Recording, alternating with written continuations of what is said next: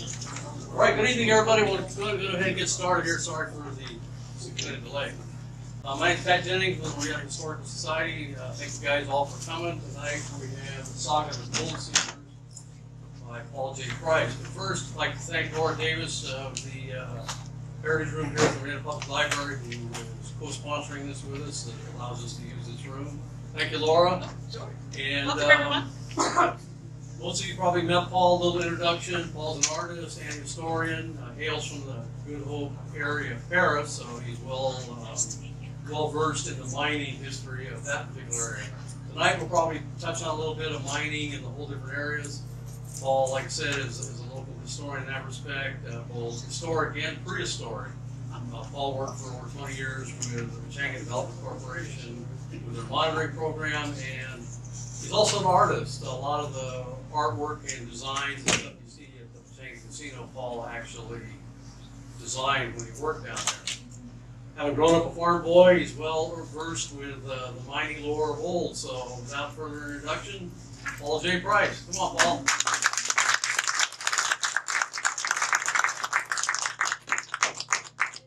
Well, one other thing before we get started, if you would you please hold all the questions till afterwards. Thanks. Thank you all for coming. Can you hear me okay back there? You're all okay. Good, then I don't have to fiddle with that mic or anything like that. Thanks a lot for coming. I realize it's early, you probably haven't had dinner or anything like that. I'll try to keep you from falling asleep. Is that a deal? But do save your questions at the end because, boy, am I up against the clock. I think I'm running right now 45 minutes. Is it not that? 45 minutes. And we screened down over 600 pictures. Steve Allen, my technician there, and I did to only 68. And the dialogue going through the various minerals and stuff like that, some of that's going to have to wait. But please, take a look at the rocks that's there. They're all from the Murrieta area. There's a lot of samples there, and the reason we have numerous ones is so you can take them home. Give them to your grandchildren, put them on the shelf. After a while, it's okay with me. Okay? It really is. Let's go to the first one there, Steve. Doesn't look like much, does it? Obviously it's a mask, and obviously it's gold. Gold. That damn word, gold. Think about it. You realize the first figurines that were ever made out of gold was a female figure that was less than 2 inches tall, and they dated it at 15,000 years ago. That's how long we've been using gold. Now we can go right on up through the Egyptian culture, and the Victorian Valley, and all these places. That's not mine. Whose phone's that? Turn that thing off. It'll drive me nuts. But anyway, gold's been around for a long time. It's its rarity, its ability to be very malleable, that it actually gained its popularity and became kind of a world standard. We're going to be talking about that standard. Most of us know the gold during what period in American history? 1849. It didn't stop there. It started there, folks. It actually started 200 years before that. 200 years. We're going to talk about that and try to bring it up. And this is probably one of the best illustrations I have of that. Obviously, if you look at the sides, you're actually looking at something that looks like a sheet that is obviously hollow. That's the big gift of gold. You can laminate gold on anything. The Aztecs, the Peruvian Incas, everybody would carve a figurine out of wood and then take gold and laminate it to the surface with just simply pressing the finger. You get the dimension, the full size. It's not as heavy, and you don't spend all your money filling it up. And this is one of those. This was actually sheet gold that was laid on the surface by Incas. Spain, here we go. Spain was having trouble financially. It was one of the wealthiest countries in Europe. And in 1528, they teamed up with the Catholic Church. And basically the comment was, we need Christians. And we need more land. But underlining all of it, we need gold brought into our coffers. We're bankrupt without it. So they sent the Spaniards out. The first place they head to is South America in search of El Dorado, which we've all heard of. And they sent another expedition to the 7 cities of gold in North America. So here they are in 1528 in Americas looking for gold. Nothing to do with 49, nothing whatsoever. They hit South America. I won't even begin to pronounce this, I'll mess it up. But this is the tribe that they approached, Tairona. And there was a lake. And they heard the legends that this lake, which was an ancient volcano that had filled up with water, every year they would take their gold, effigies and such, and make an offering to this volcanic lake, throw them in there. Obviously, the Spaniards' eyes all opened up and really got intrigued. You mean there's gold in there? All we have to do is get into the lake. I apologize, please. Here. Jeez. Oh my gosh. Next, quickly, before I lose my thoughts, Steve. This is the lake. I show you at the top a litho from about, I would say 1700s, and down below an actual photograph of the lake. They actually captured the natives, turned around them, had the Catholic priests bless them, baptize them, so they're Christians. And then they put them to work as slaves, digging, there it is, I'll get used to this, digging this V shape right here. By labor, they were cutting it all the way down to the water level to drain the lake out. Never mind that this is a volcano and went down the shape in a cone. They could never drain it out. But they found like that gold mask. And when they made the shipment back to Europe, they were all very excited, except the King of Spain took a look at the big pieces, thought they were just marvelous, and then said, how come they're too light? And they said, well, we haven't peeled off the gold yet. We had 3 of them hung by the Spaniards that brought it back. But that's one example. If you look throughout our history, we also have the Spaniards that came up about 1600s looking for the 7 cities of gold. And they went through all the way up to New Mexico and even touched the edge of Oklahoma looking for gold. And eventually they established the mission system in California. Anybody want to pin that date down? 1769. Good shot. 1769 is a very good shot. And that was basically in San Diego. Again, the priests come in, they baptize the natives. Once you're baptized, though, you can't leave the property. We have soldiers here to guard you and make sure that you stay put. But what Spain gained out of it was that once I baptize you, you are a citizen of Spain. And when they came back with the tally of people that was baptized, the king put it on the roster as this is our people. Consequently, the Russians that were coming down from up Alaska and everything had to stay off because this was now Spain. The other thing of them becoming Christians was just incidental. Next one, Steve. So I show here the priests and some neophytes, as they call them, getting baptized in the first child. The first person ever to be baptized in Southern California, Goldseekers, was a small baby like that. And the baby was sick. So they felt, the Indians, that if they went ahead and baptized it, okay, that's fine. Nothing's going to happen. The baby's already dying. The baby didn't die. So then they all started coming in and being baptized, and the enrollment started going up. But there were still slaves. Next one, Steve. And this is the other part that most people don't know. The guards, you can see he's in Spanish attire with his rifle there. This is the Native American. He's busting rocks. So is this fellow. Another one's hauling. Another one's hauling here. You see the cannon for enforcement. Can you imagine using a cannon on simple people like that? But that was the first gold mine. The other part of it that's so funny, when the Catholic Church was going to send out their missionaries, the first thing they asked for, the missionaries, was, well, we need our altar pieces. Catholic Church says, well, they're gold. Well, yes, we need our altar pieces for worshiping and to show what our Lord and His glory. You can't take those to a new world. What if the boat sinks? What if they're stolen by pirates? You have to make do and find your own gold.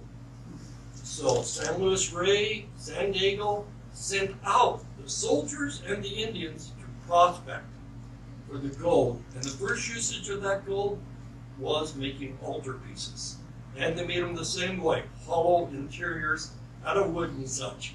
But that's what they did. And the Luceños, the Comancheros, the Cahuilla, all of these tribes had no word for gold.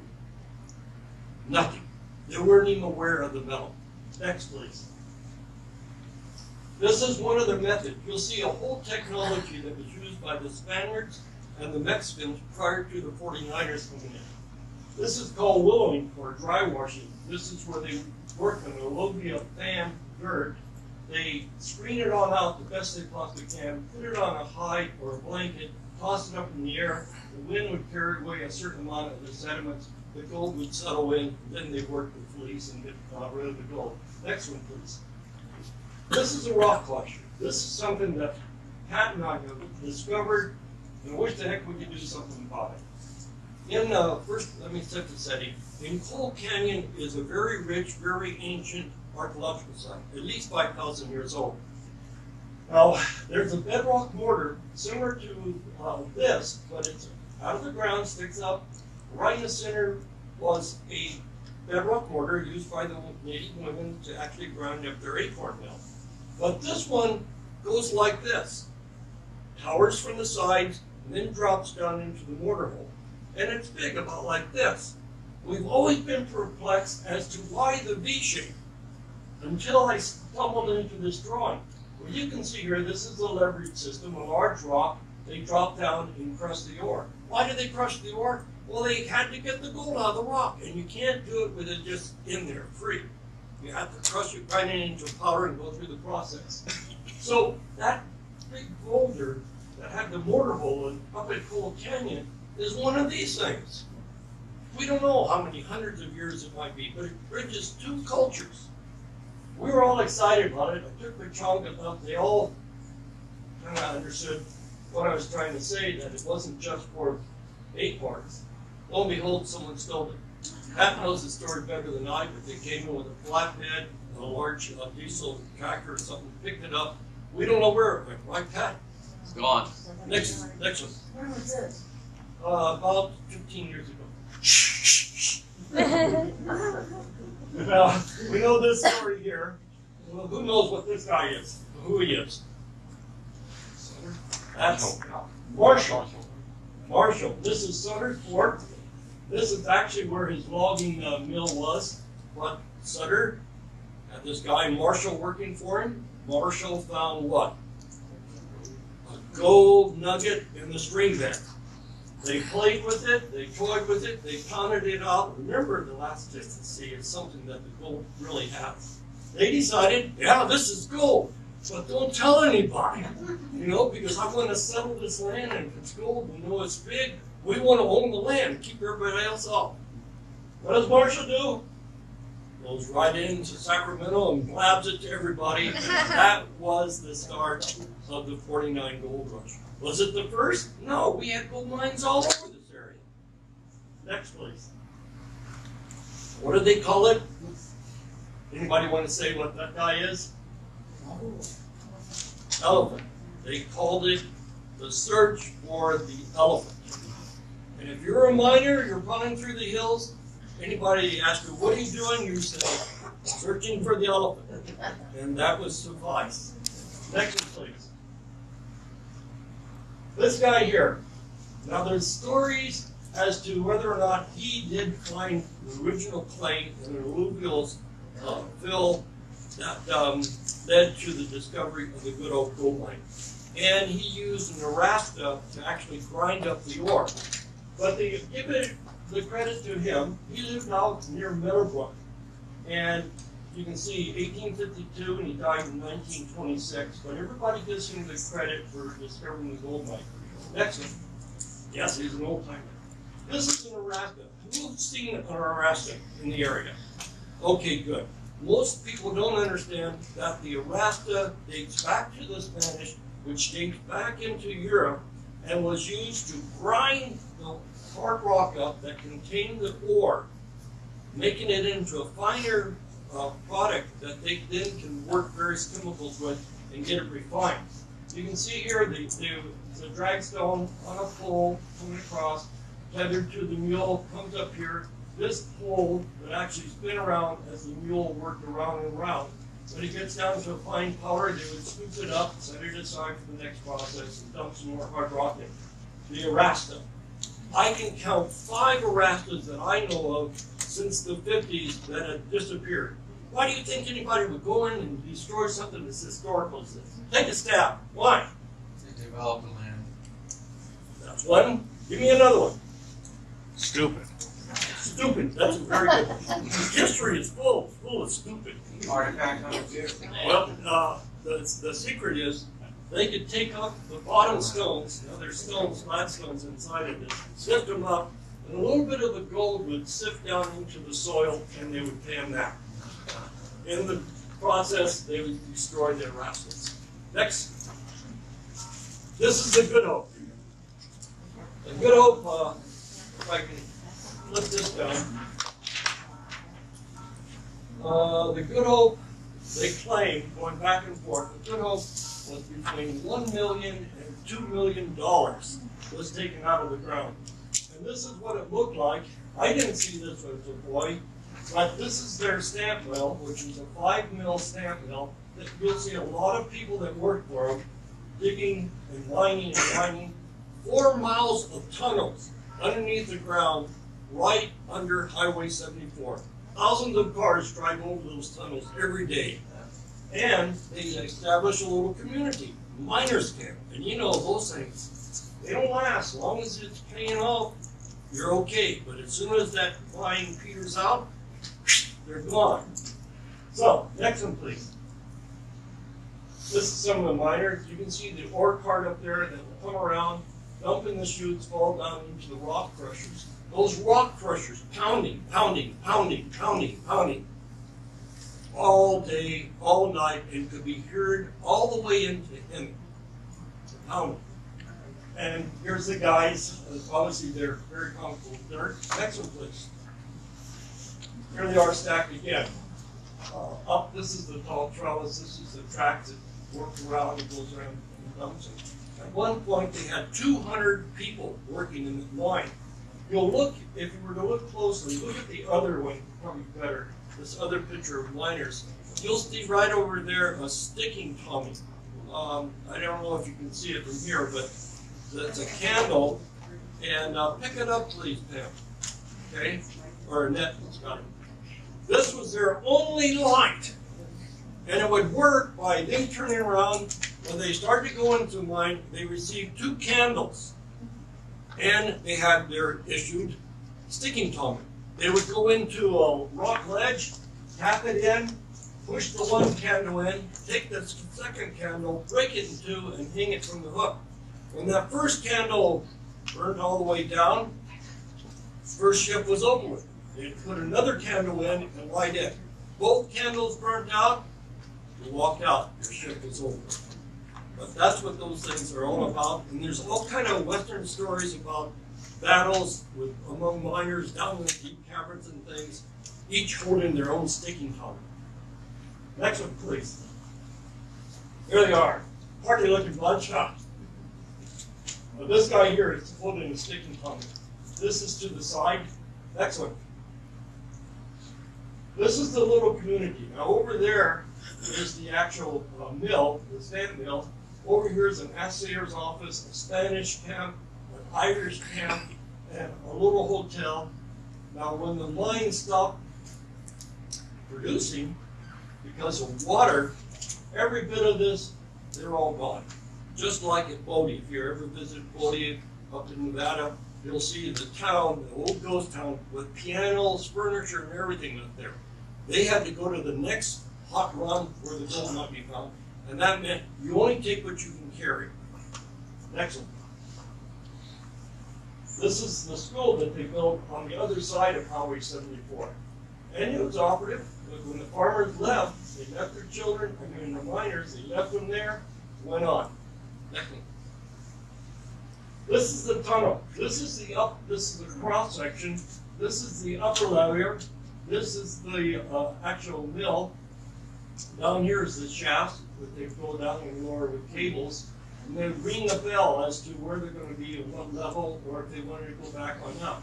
These void areas is where they'd find gold traces, and they would dig out the line. But you can start counting the levels as 1, 2, 3, 4, 5, 6 levels. This lower one was down 700 feet. Now you think being down that low, you'd be cool and everything would be fine, you know, no sun beating on you. They actually worked with just a lawn truck on. And one of the big things was to get them water. The heat exhaustion was very common. A lot of guys just kicked off because of it. Next one, please. Now, when they started the good old mine, everybody got very excited.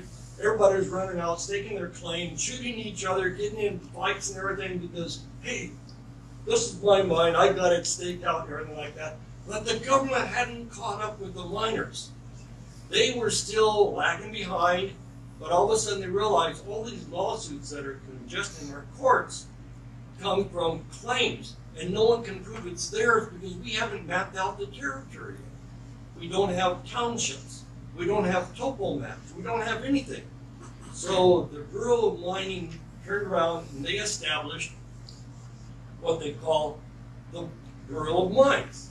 And this is at Pinacati. Who knows where Pinacati is? Oh, that's pretty good. Who knows what it means? Yes? Exactly. The first town in Paris, south of Paris, where the Railroad Museum is at right at the moment, was called Stinkbug Pinacati.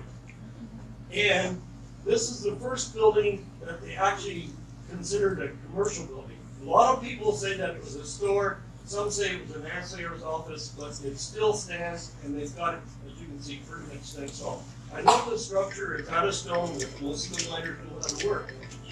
But it's still there, and they established their, if you were to, like, stake out your claim, first thing to do is get in there, locate where the mine is, give them a sample bag, that would be sent on to Sacramento or San Francisco, and you have your claim.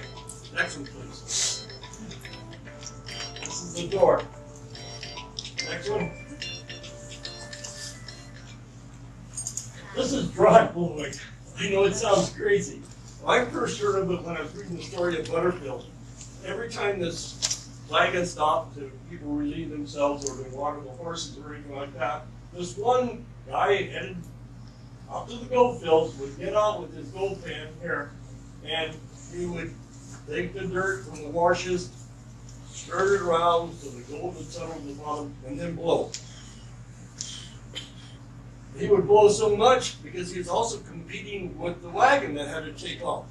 But in the story, it talks about him using all his lung capacity, and they had to carry him back into the wagon. And the thing that he kept complaining about is, gotta go get my gold. Don't leave the wagon without my gold. They just drove along. Next one, please.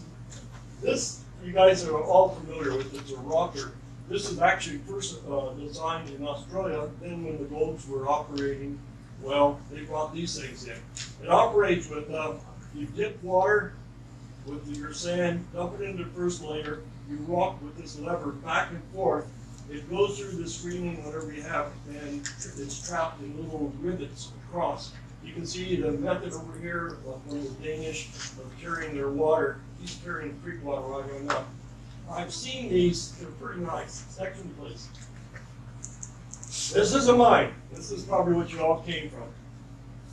Now this mine, which one is it? Oh, this is the Santa Rosa. The Santa Rosa mine is west of Paris, headed towards Lake Matthews. But it's very interesting. The tunnel is right here. Obviously, you can go in, and it's very low and small. And they did that in order to keep varmints out of it and also to be able to protect it. But if you look at all the rough edges, you can tell that this was a hand-picked mine. It wasn't done by dynamite. I don't have the guts to go in this mine because it looks unsafe, but the Santa Rosa was part of the Penincati mining district, and it did quite well. I believe it was at 400-something thousand. 400,000, that was it. Okay, next one, please. And that particular tunnel, because of the sharp end pipe, was used with this method. It's nothing other than just dipping water, but they roll this down. Down below would be a miner working, they'd fill up the bucket, the other men would roll it on up, they'd dump it over and start crushing it up. Next one. This house, the Santa Rosa mine, they couldn't keep up with the amount of ore they were digging up. So they got in cooperation with the Goodhope mine and said, if we import our items or export it to you, will you operate your mines and crush it all up and come up with our gold and run it through your various leaching ponds? They said yes. So they built this 5 miles from the Santa Rosa. This is the Gatlins. They built this stone structure and drilled a well, and the teamster would come through with these various rocks and ore that needed to be broken up. He would get there, water his team, have a cup of coffee, jive with the guys, maybe take a slug of whiskey, and then travel the other 5 miles down to the Goodhope. Go ahead. Now, the big thing that made this whole mining area so popular and so good was the coming of the railroad. Which railroad was it? It starts with an A and a T. Attica, Topeka. Good. Well, it was coming down from Riverside. Originally, it was planned to skip Paris, but then they realized that all around this area in here, around the lake, they were finding everything you can imagine: clay, coal, gold, silver, and they needed to haul it out. So they ran the tracks from Paris down south through Railroad Canyon into the station at Lake Elsinore, where the McDonald's stands today. It got washed out when the flood came and took the building down, and then they moved the station into the city of Elsinore. But it used to come all the way down Wildomar to Murrieta and on into Temecula.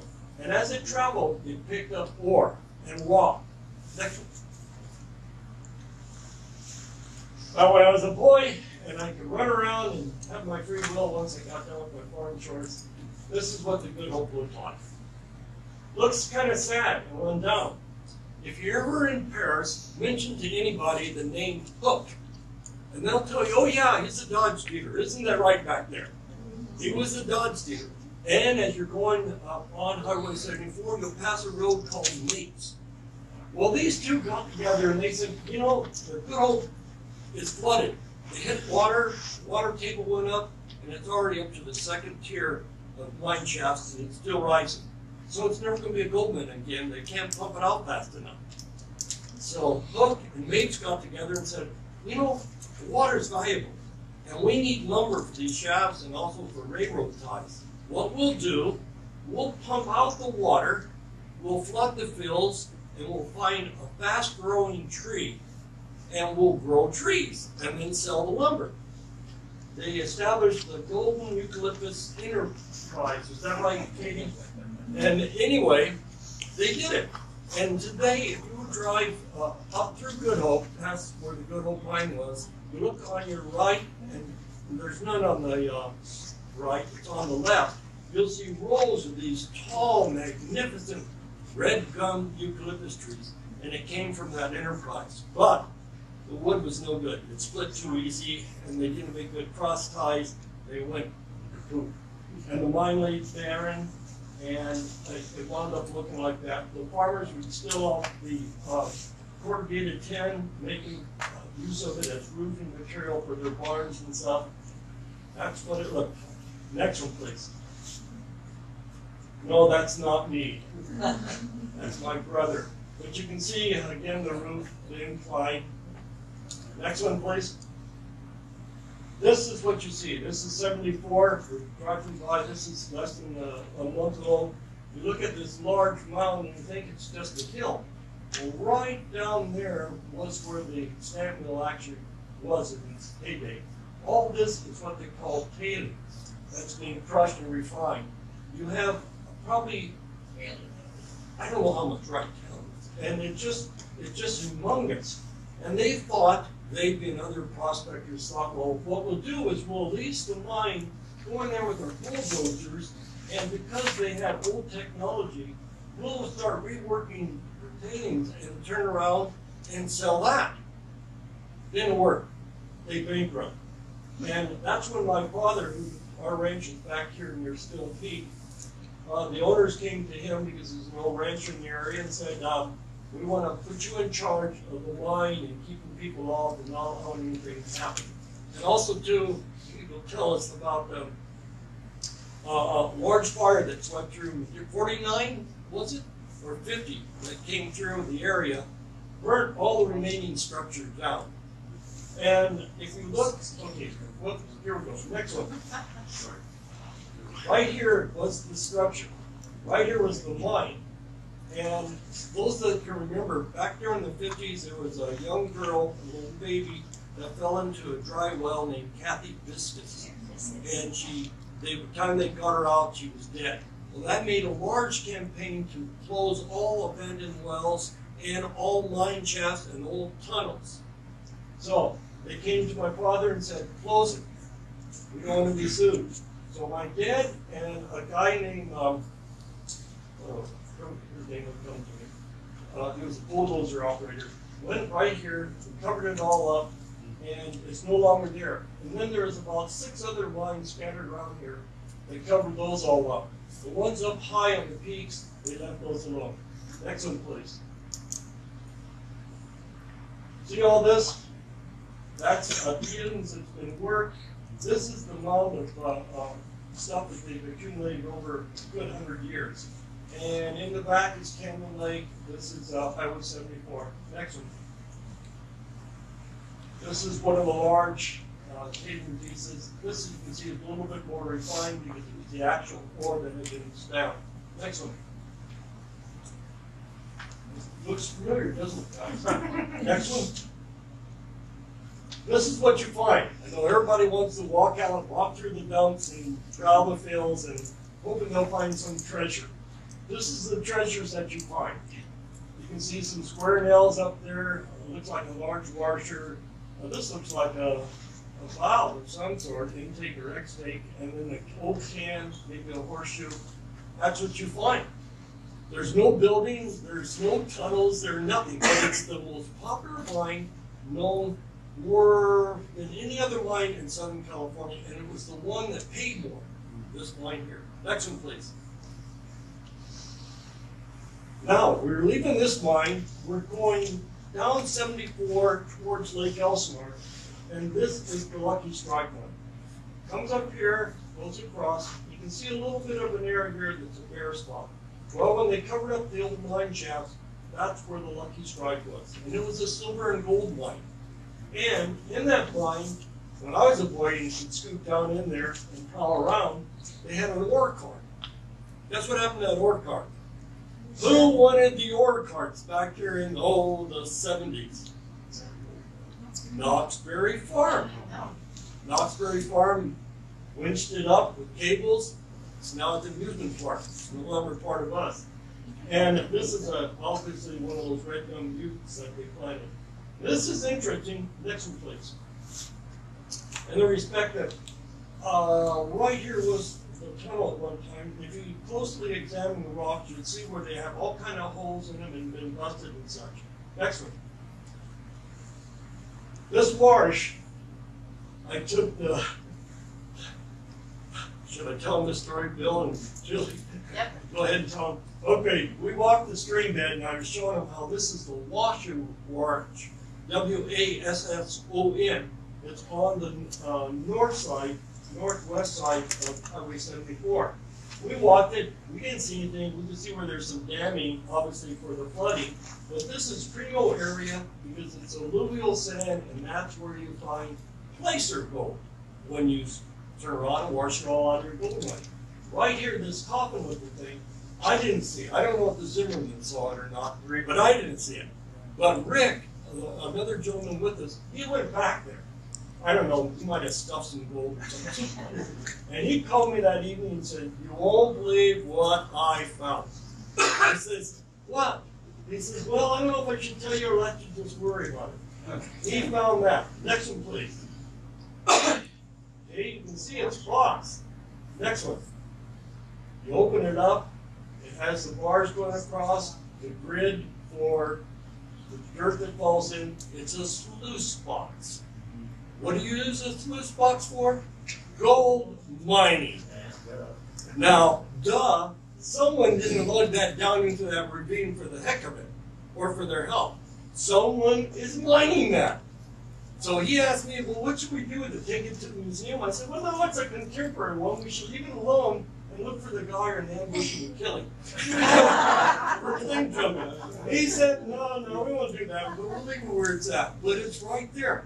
Right there. The road, Highway 74 goes like this, not even 100 steps that way through the poison oak, poison ivy, stinging nettle, and all that stuff. It's the sluice box. Next one, please. This is down further into Lake Elsinore. The railroad tracks ran right through here, and its purpose was to get to these banks. This is the Elsinore clay mine, Pacific Clay and Tau. And the clay mines used to be up against here. Again, these were abandoned about 97, and left to their demise. They found a richer deposit on the other side, and when they were looking over there, they also found coal. And so I used to climb up there, and we'd go through this little narrow opening, and you'd enter this big room. I never knew what held this ceiling up, but someone had taken paint and mentioned this guy and had his convict number and said, "I was a prisoner." He couldn't read the rest of it, and he had an old army bunk bed in there, and he was living there. When I came back down the area after living in San Francisco for 20 years, it was all tunneled in, they had cleaved it all in and destroyed it. But I mentioned the coal, and if you take a look over there's some coal. Us Californians don't even know anything about it, but coal was found there at Elsinore.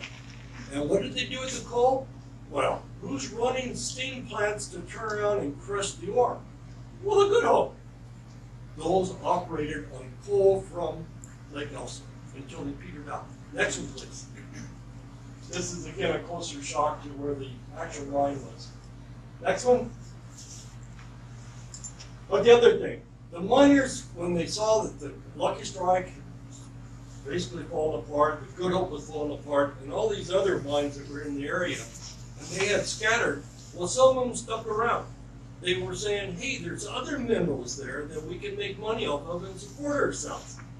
And they kept looking at all these beautiful, purite granite boulders. Back then, remember, Portland cement was what? Pretty much not developed. They needed porches, foundations, trestle bridges, everything. But they came up with, we have the skill, let's start taking the rock and breaking it up and sandwiched it. And that's what we have over there. It's one of the actual granite pieces that you can see it's cut into a square. And they would take it by buggies down to the railroad tracks, and they'd load it up on flat cars. They would send it all over California. Stanford University has our granite. So does the Riverside City Hall, our granite. And if you go all the way up to San Francisco and you're walking on the street, you come to the round curve to step off of, that's our granite. And what would happen, next one please. You can see the old road going back, that's like a vehicle, but all these rocks have been broken and split. They would split a rock by drilling holes at the top, then using these so-called feather things to cause the rock to split. But it was a foreman job, who was a geologist, to study the rock to see the grain pattern. And he knew to crack it this way or crack it that way, and it would get a clean cleavage. If he didn't figure it out right, the rock would shatter. So it's quite a skill. Next one, please. You can see right here, this, well, we're gonna make our mind up. This one here is in the Galvin Hills. It's a monstrous, and I brought this one for you. It's a monstrous boulder. That one there is my 12-year-old son. And right at the bottom of it is a cabin. And they all agreed, no, this was too beautiful, we're gonna leave it alone. I think personally, they're afraid of it falling on them. But it's still there. We spent a whole day looking for it, right, Pat? Okay, let's see that next one, Steve. Here again, you can see the split rocks, and you can see the actual columns. There are a whole lot of these columns that get abandoned, either because they just didn't meet specifications or whatever. This is back in El Toro Canyon. Next one. You can see more of the concrete floats. You can see how this is all chipped at the top from the drilling and been split. Now that split may not have been planned, but you can see how far they drilled in order to crack the rocks. Next one. Now this tunnel. This guy, I call it the Lazy Susan, in the respect that it's very remote. I can't find it in the geological maps. And you can still enter it on your belly. All of this should be alluvial sand that they kicked out, but not piled up like that. But when they abandoned this mine, and this was the drip line where they would be falling like a quartz vein that would twist and go this way, and they would send prospectors there, two guys working on their belly with small picks. They would pick at the ore, scoot it underneath them, and the guy behind them would kick it on out, the outside. And they would keep following that ore, and if it opened up and started to pay off, then they would invest into a big tunnel where you could get in and really do some pick and shovel things. So it's exploratory, this whole mine was. But it was abandoned. And you can see some jerks went in there with graffiti. But anyway, they also tried to cover it up. The miners believed that if you left a hole, you were leaving a hole in Mother Earth, and you wouldn't have good luck. So the miners would go back and cover them up. They didn't care what happened afterward, just as long as they left the property with the hole covered up. Next one, Steve. This is, you probably have seen dozens of times as you're headed to Timmins. You can see this is tailings, and the mine is right there. This is also tailings. This is the gold mine. Next one. See a little bit clearer there? And there's more tailings over the side here. I understand there was actually a stamp mill working here. Over here is the Ramona Bowl. Next one. Okay, next one. This one you guys have passed probably, every one of you, probably at least a dozen times, if not 1,000. This is, on the other side of this ridge is Diamond Valley where the reservoirs at. This is the side where the expressway's at. The new part goes into the Diamond Valley Expressway. You can see here this enormous amount of tailings, okay? And this is a mine area. There are mines in here, there are mines in here. They were after magnesite. Magnesite was very popular, there was a big demand on it during the First World War and the Second World War. This mine was actually first worked by Chinese. 1,000 Chinese worked that mine. And the Chinese, where did they come from? China, of course. But they also came from the gold fields. And when the gold started petering out, they looked for employment. They wound up working for the railroad. We all know that story. And when they built the railroad down here in Southern California, and the railroad was built, they again looked for work. They wound up here, and where was the other place? The chief mine above Pala, where they found the green tourmaline crystals. What did they do with the green tourmaline crystals? They shipped them back to China to a princess. There's two stories, because she loved the green on one end of the crystal and the pink on the other end. But then they also say, the other legend, she would grind them up and consume it to keep her longevity going. The mine is still operating. They actually have diesel trucks that are down working inside the mine. And some of the lepidolite is right over there that came from the bottom of that chart. Next one. This is over right in Canyon Lake. Eleanor, does it look familiar? No? Okay. See this? From what I understood from talking to somebody that wanted this to be a greenbelt area, they ran a tunnel down here, and then they started saying, well, geez, we've got fissures going up with the same type of ore that we want. This, they were actually going after feldspar. So what they did was just go ahead and notch the whole thing out and work the mine out. They petered out, they abandoned it, and we have this eyesore that's going on. Next one.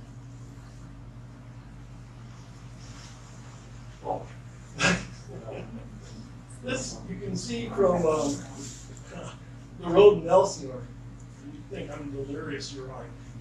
Anyway, up on the high ridge, you can see the tailings, and these are actually air shafts going down. Someone to prevent people from slipping and sliding with this grid work going across. Next one, please.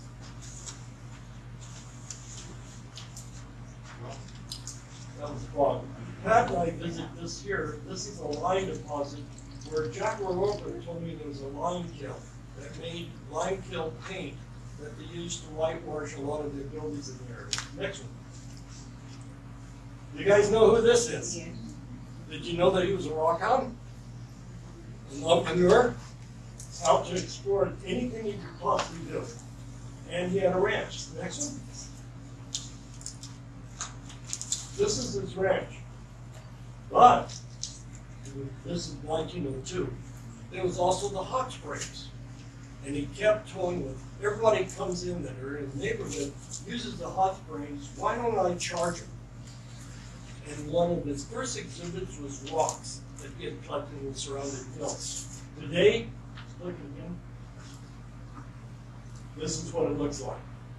Monster thing, it doesn't look like this anymore, obviously. This is, what does it say?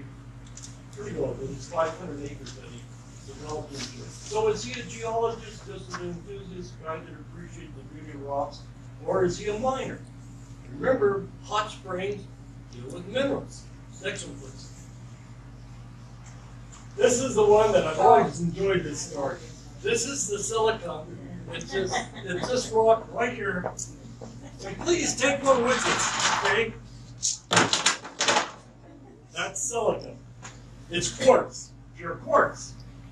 And they started, they found a large vein that ran straight down the ground over on Murrieta, and they started working it.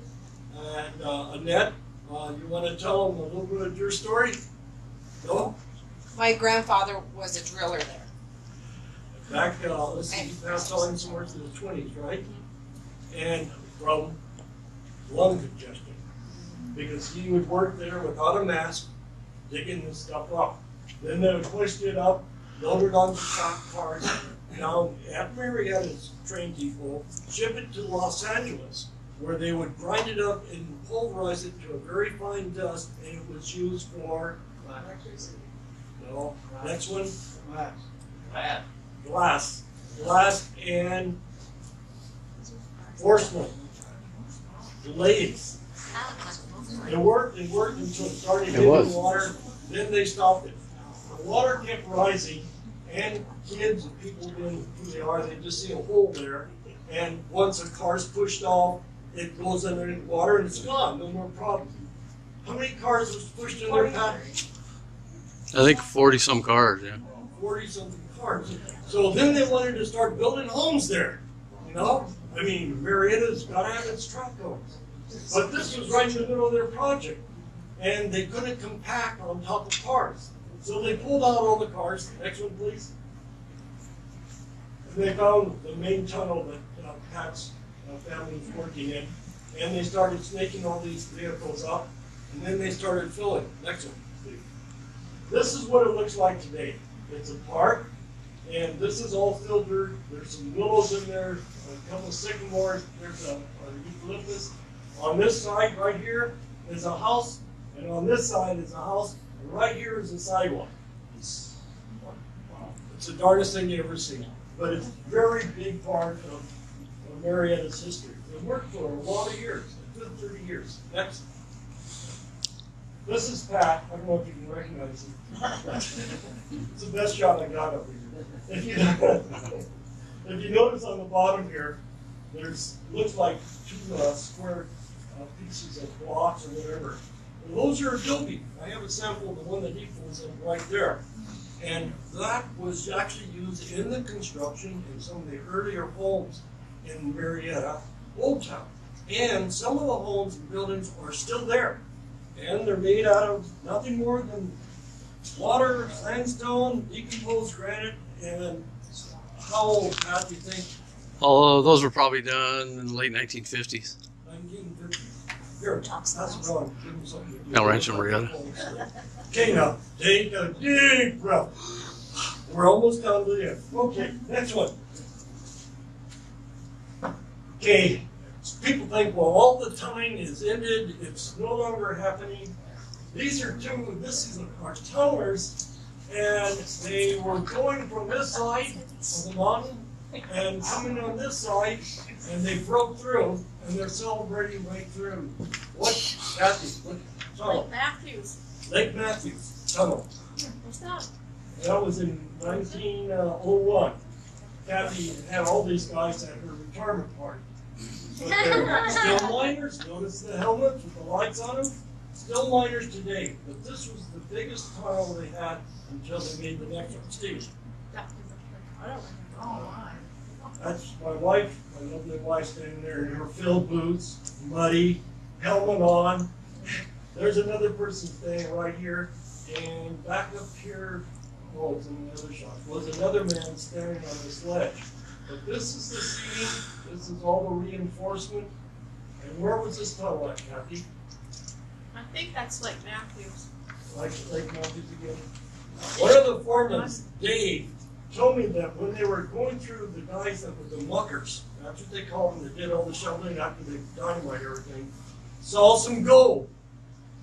And he started slowing up, picking up gold, and they caught him walking out with his pants bulging out like this. And they said, what's going on? And he said, oh, I just saw some nice crystals in there. And he said, we already know they're gold there, leave it alone. So that tunnel has gold in it. Next one, please. That's my lovely wife going through an air shaft vent. And you can see it's nicely cut, so it's all chiseled in, and she's climbing up. You go through this tunnel that's over towards Skinny Peak, and you pass from one side of the mountain through it to the other side, and this is the hole you climb up. That's a gal, right? Yes. And Steve, is that it? No, the next one. Returning from California by the Cape Horn. Well, the Cape Horn's in South America. This is a guy that fell on hard times. He was a prospector, doesn't have anything. And I think the book it says, thank heaven, I once, back in New York, what a feeling I was, I can't read this, it's too foggy, but he's going home. He's had enough of the gold rush. By the way, a lot of the miners died, and only a very few actually were very successful. And that's it, isn't it? That's it, folks. Thank you for your attention.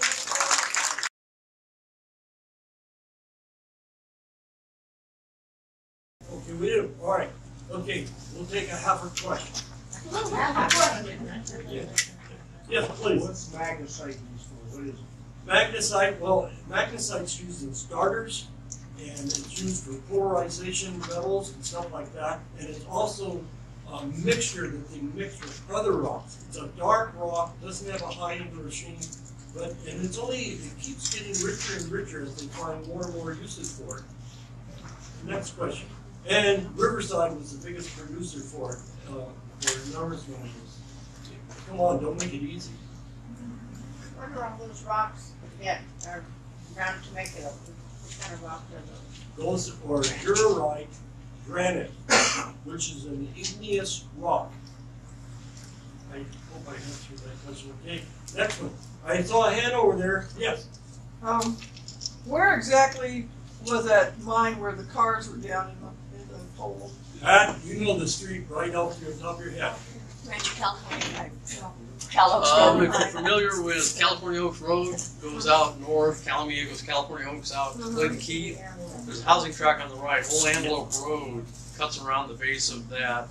It's like Clinton Keith. Yeah, South Clinton Keith, off of Toulon, and what's the name of that other street? Anyway, it butts right up against the old Hogback Hill there. Okay, yeah, because my sister told me she saw a place like that on Clinton Keith, and I'd never seen it, you know. So I was just wondering if that was the same.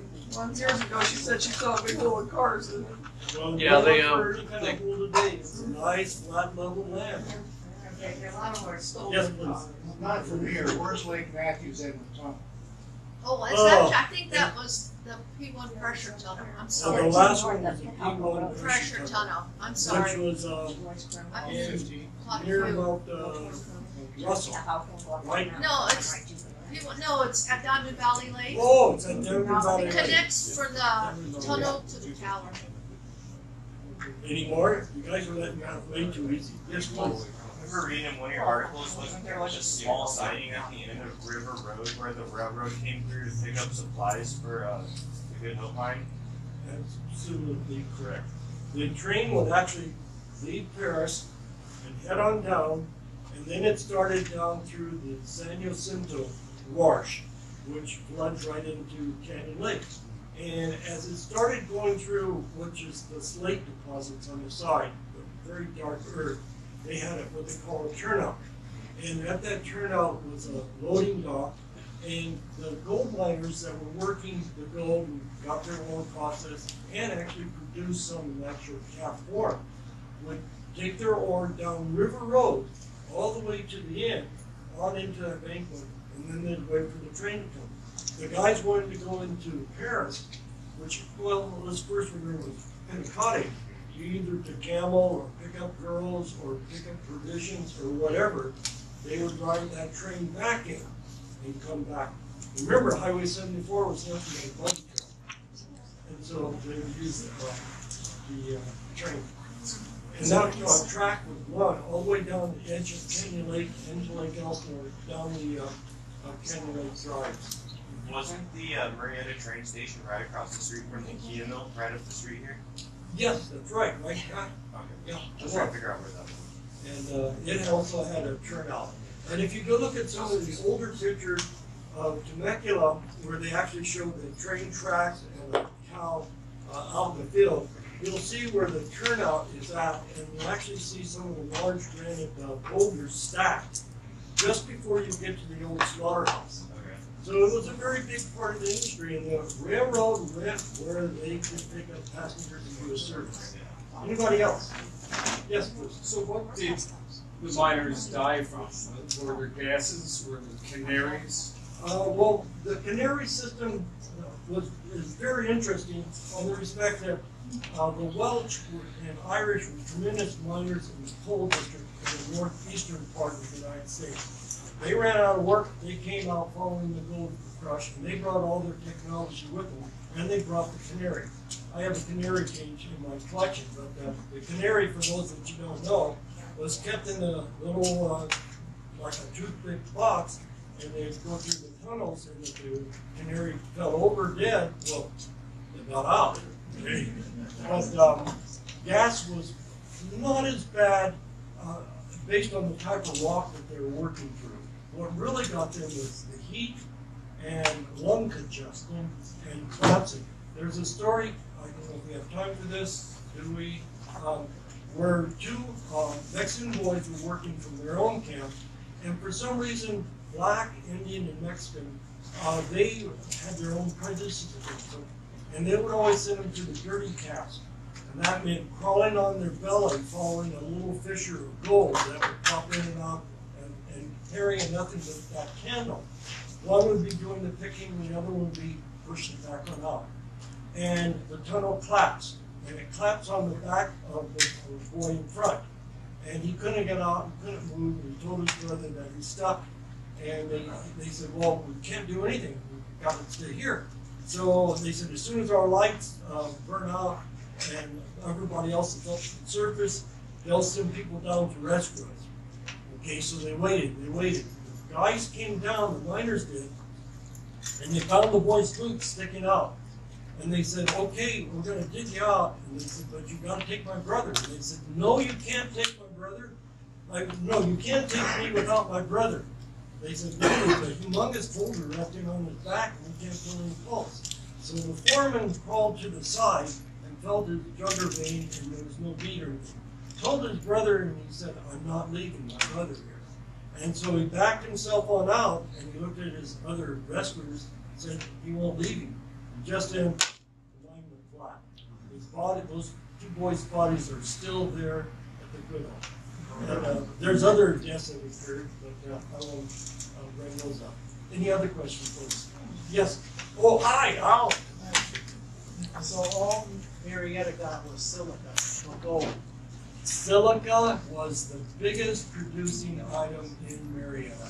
Silica. Yeah, they might. Well, we did have clay mines, but not as proficient as the massive amount that they had in Lake Elsinore in Alberta. Those guys really had, and they're still operating today. It really is a massive thing. But it seems like Murrieta started going more and more into farming and agriculture, and then they had that beautiful river there. But they never did go into gold and mining.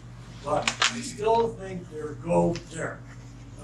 We all know what the alluvial sand deposits is. It's where the sand washes down from the mountaintops and it forms kind of like a bench. And it's just runoff. It's not bedrock. It's not part of the mountain necessarily. That's the stuff where the gold is kept. And that's where they find the gold. Likely a dollar bill today, you can still go out and find gold. Maybe not paying, but you'll find gold. There's gold everywhere. It's just a matter of whether it's pay dirt and worth the effort. Yes. We had a lot of decomposed granite mines here. We had them for many, many years. All the building and all the roads and everything. Exactly. From out here from Rear Ranch off of Cal Oaks Road out towards the 215. Those were all DG mines. And that's the reason I brought that one slab of rock there. Did someone confiscate my adobe? It's right here. It's right. I got tired of passing around. It's too heavy. Any other questions? Come and get it. Yes, please. Oh, hey. Well, I was watching a YouTube video a couple days ago on metal detecting at the Good Hope mine. Yes. And above the entryway, they called it Rattlesnake Hill. They're finding all kinds of old coins everywhere, up and around the rocks, under the bushes. I don't know why, but miners didn't trust banks. And what they would do was they would stash in boulders their find. Usually it's in a tobacco can or something like that, or in a leather sack. They've been finding those for as long as I can actually recall. Even a child on River Road found one of those cans. Yeah, even right now, because this was posted just a few days Well, ago. when are we going? I thought maybe they were playing one of those. My grandfather had About 80 times. a brother else had a mine out in the Hemet district. This is mine. And What they had here. he was, I think, mining terminally. Okay. But he had a coffee can, and he thought those steel pennies were going to be worth something someday. And he buried a coffee can of them, and we went to go beat them, they were all rusted. Well, there's some phenomenal stories like that. All very enjoyable. And remember, too, the miners, an interesting part, I know I'm running over the schedule, it's already 2 after 7, bear with me, I'll make this short. The miners would be working a vein, and they'll have their candle and they'll hold it back and forth and see what sparkle they can see. Well, if there's a rich vein, they're supposed to pick it out, put it in the ore cart, ship it up to the surface. Oh no, look at that perfect vein there, you know. And they'll pick it out a little bit, swallow. Now they couldn't stuff it into their underwear or anything like that because when they reached the surface, the foreman was there. And his whole job when the ship was relieved was to inspect the body. So he would make them strip down, bend over, everything to make sure they were not high grading. But miners also died from an overload of rock in their guts that sliced up their intestines. Any other questions? Now that I got you, You can't end on that. I can't end on that.